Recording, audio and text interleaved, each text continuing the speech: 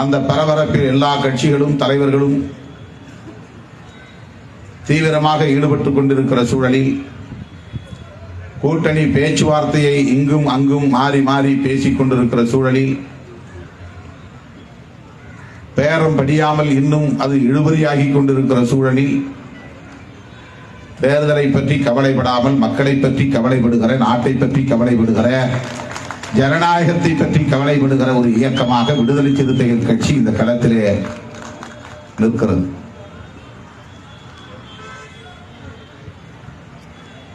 நேற்றும் இன்றும் தேர்தல் பத்திரம் குறித்த பரபரப்பு. இந்தியாவில் பெரு முதலாளிகள்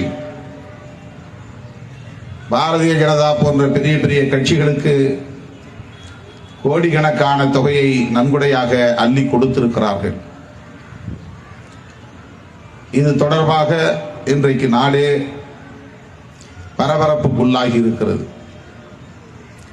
ஊடக தளங்கள் அனைத்திலும் இது குறித்த பேருரையாடல் நிகழ்ந்து கொண்டிருக்கிறது. எந்த கட்சிக்கு யார் எவ்வளவு கொடுத்திருக்கிறார்கள், ஒவ்வொரு கட்சியும் எவ்வளவு கோடிகளை வாங்கி இருக்கிறது. பாரதிய ஜனதா கட்சி மட்டும் 47% ஒட்டுமொத்த நன்கொடையில் பெற்றிருக்கிறது.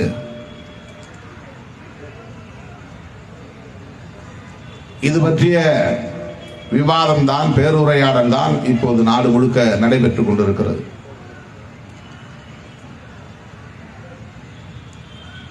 நாம் இங்கே சிஏஏ சட்டத்தை எதிர்த்து அதை நடைமுறைப்படுத்தக் கூடாது,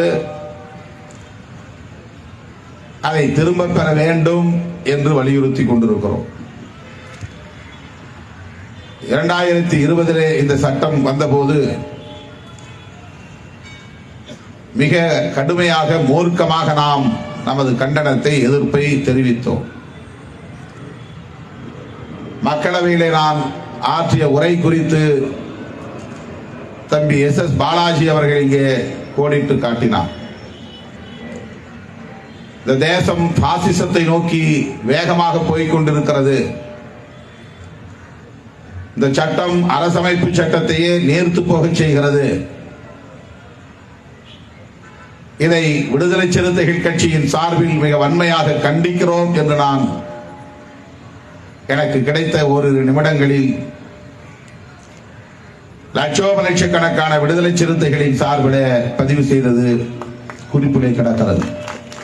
ஊடகத்தலங்களில் இன்றைக்கும் நீங்கள் அந்த உரையை கேட்க முடியும். குடியுரிமை திருத்த சட்டம் தோழர்கள் மிக அழகாக இங்கே விளக்கி சொல்லி இருக்கிறார்கள். இந்தியாவில் மட்டுமல்ல, உலகத்தில் எல்லா நாடுகளிலும் புலம்பெயர்ந்து வாழக்கூடியவர்கள், பல்வேறு காரணங்களால் புலம்பெயர்ந்து வாழக்கூடியவர்கள் இருக்கிறார்கள். ஒரு நாட்டில் பிறந்தவர்கள் அந்த நாட்டிலேயே வாழ்ந்துவிட முடியாது. மனித குலம் பெயர்ந்து கொண்டே, இடம்பெயர்ந்து கொண்டே இருக்கிற இயல்பை கொண்டது, விலங்குகளைப் போல. விலங்குகள் வாழ்வாதாரத்தை தேடி, பாதுகாப்பை தேடி புலம்பெயரும். அதே போல்தான் மனிதனும் வேலை வாய்ப்புக்காக புலம்பெயர்கிறான். அராபிய நாடுகளில் போய் வேலை செய்கிறான், அமெரிக்கா போன்ற நாடுகளில் போய் வேலை தேடி அங்கேயே குடியுரிமை பெற்று அங்கேயே தங்கிவிடுகிறான். இப்படி புலம்பெயர்ந்து நாடு விட்டு நாடு செல்வது என்பது மனித குலத்தின் இயல்பு. அதை தடுக்க முடியாது. இயற்கை பேரிடரால் புலம்பெயர்வது ஒரு வகை. திடீரென்று பூகம்பம் ஏற்படுகிறது, அந்த பகுதியிலே வாழ பாதுகாப்பற்ற சில நிலை இருக்கிறது என்றால் உள்நாட்டுக்குள்ளேயும் புலம்பெயர முடியும், அண்டை நாட்டுக்கு புலம்பெயர்வதும் தவிர்க்க முடியாது. சுனாமி வருகிற போது அதனால் ஏற்பட்ட பாதிப்பு, தப்பித்து உயிர் பிழைக்கிறவர்கள் உள்நாட்டிலே ஏதேனும் ஒரு இடத்திலே பாதுகாப்பாக புலம்பெயர்வது உண்டு, அல்லது அண்டை நாட்டுக்கு புலம்பெயர்வதும் உண்டு. இது இயற்கை பேரிடர்களால் நிகழ்கிற புலம்பெயர்தல். அரசாங்கமே சில வேளைகளில் பல்வேறு சட்டங்களை போட்டு நெருக்கடிகளை தருகிற போது அந்த நெருக்கடிகளை தாங்க முடியாமல் ஒரு நாட்டை விட்டு இன்னொரு நாட்டுக்கு புலம்பெயர்வது தவிர்க்க முடியாதது. இனத்தின் பெயரால், மதத்தின் பெயரால் ஒடுக்குமுறைகள் நிகழ்கிற போது, படுகொலைகள் நிகழ்கிற போது சொந்த நாட்டில் வாழ முடியாமல் அண்டை நாட்டுக்கு புலம்பெயர்வது தவிர்க்க முடியாதது. இன்றைக்கு ஈழத்தமிழர்கள் இந்தியாவுக்குள்ளும் புலம்பெயர்ந்து தஞ்சம் அடைந்திருக்கிறார்கள். அமெரிக்கா போன்ற மேலை நாடுகளிலும் புலம்பெயர்ந்திருக்கிறார்கள். ஐரோப்பிய நாடுகளுக்கும் புலம்பெயர்ந்திருக்கிறார்கள்.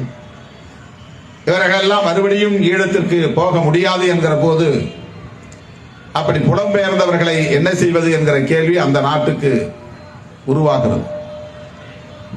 அவர்களை தங்கள் நாட்டின் குடிமக்களாகவே ஏற்றுக்கொள்வது என்ற முடிவுக்கு ஒவ்வொரு நாடும் வருகிறது.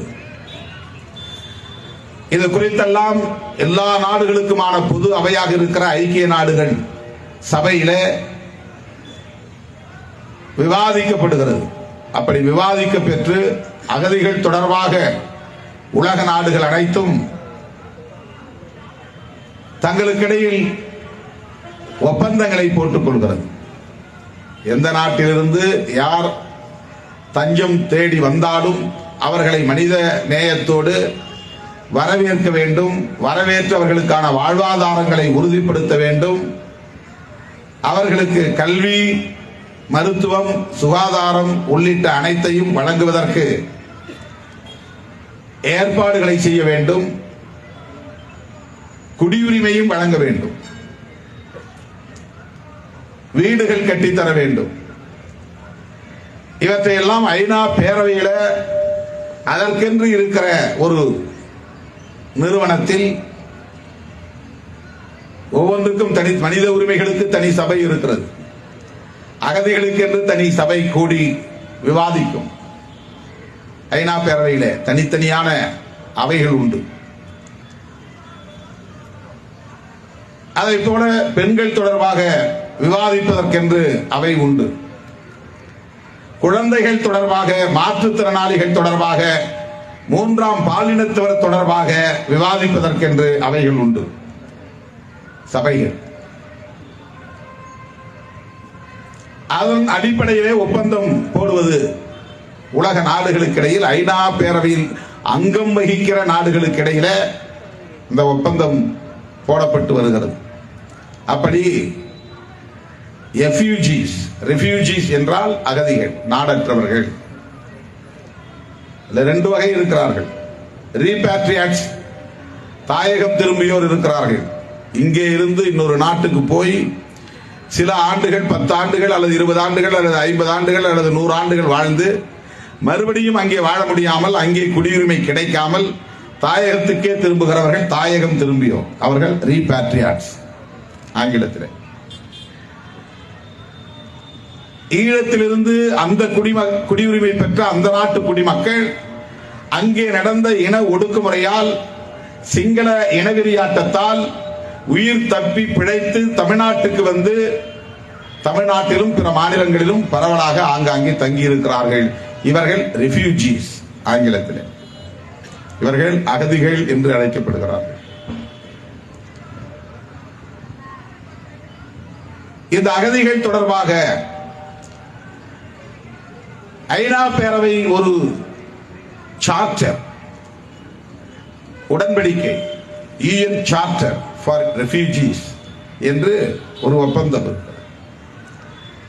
அதுல ஒவ்வொரு நாடும், அங்க வகிக்கிற நாடும் கையெழுத்திட வேண்டும்.